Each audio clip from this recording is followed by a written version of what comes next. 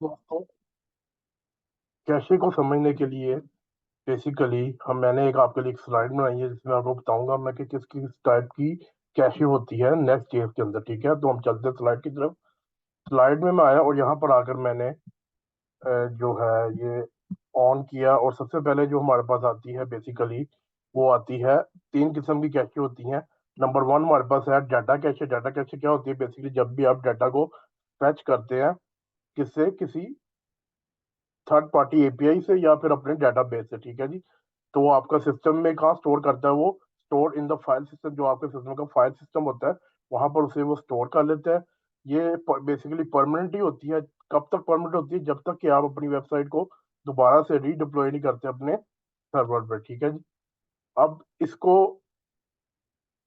Manually खत्म करने का तरीका क्या है? बेसिकली ये है कि जब भी आप अपने नेक्स्ट जेएस की ऐप में फैच को यूज करते हैं तो फैच के साथ उन्होंने हमें एक ऑब्जेक्ट दे दिया जो हम पास कर सकते हैं, और उसमें हम कैचे डिफाइन करते हैं। और वहां पर अगर हम नो स्टोर करते हैं तो हम हमारी कैचे को वो बेसिक डाटा कैचे को स्टोर नहीं करेगा अपने फाइल सिस्टम पर, ठीक है जी।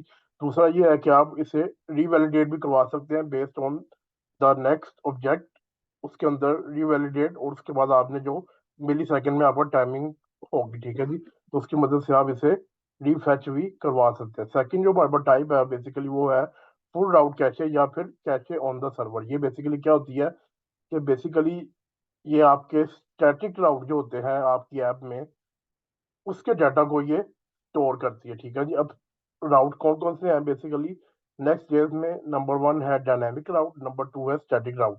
अब इनमें डिफरेंस क्या है?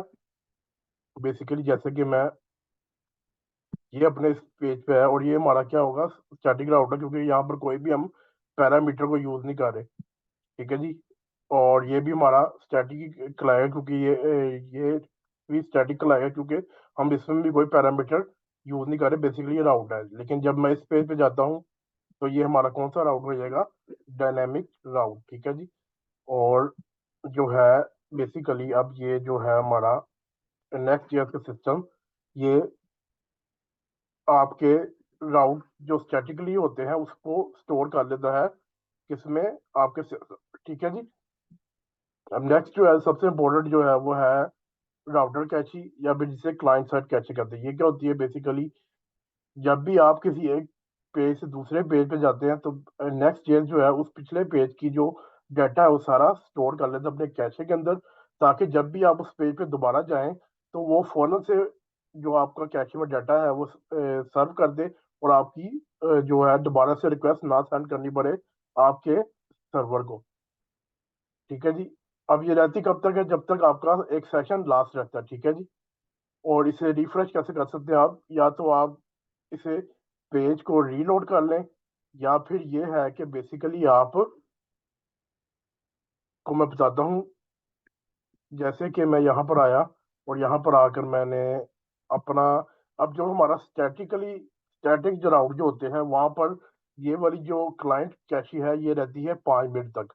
5 मिनट के बाद जब उस दोबारा दोबारा इस पेज पे आएंगे तो वो ऑटोमेटिकली री वैलिडेट हो जाएगी और वो नए डाटा को शो करा देगी। लेकिन जैसे कि हमारा जो डायनामिक पेज है, डायनामिक पेज में जो है ये आपकी रहती है 30 सेकंड तक।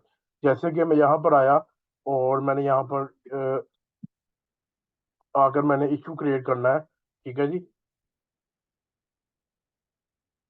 और ये हमारा आगे, ठीक है, मैं यहाँ पर लिखता हूँ बग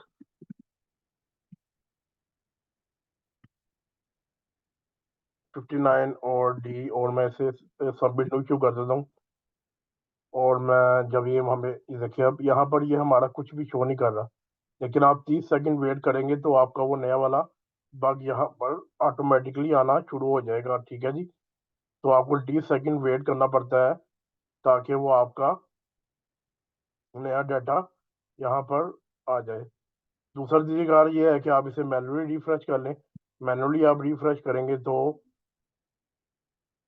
ये देखें बग 59 आ गया। और अगर आप इसे कोड के अंदर से करना चाहते हैं, जो कि हम करना चाहते हैं, क्योंकि मैंने पिछले में बताया था आपको जैसे हम नया इशू बनाते हैं तो यहाँ पर वो अपडेट नहीं होता, तो उसको क्या करेंगे, हम जाएंगे अपने कोड में, और कोड में जाने के बाद यहाँ पर हमने यहाँ पर यहाँ पर हम ये पुश इशू कर रहे हैं यहाँ पर। इसके बाद हम क्या करेंगे, राउटर डॉट रिफ्रेश।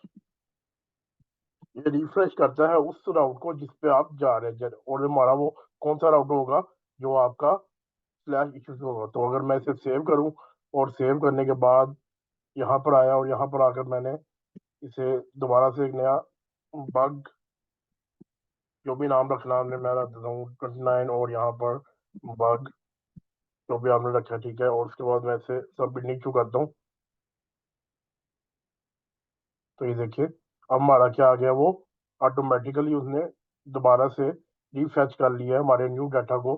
तो बेसिकली ये तरीकेकार था कि आप कैसे नेक्स्ट जीएस में अपने फेच के कैशी को स्टोर कर सकते हैं, और कैशी कौन कौन सी होती है आपके नेक्स्ट जीएस के ऐप में। ठीक है जी।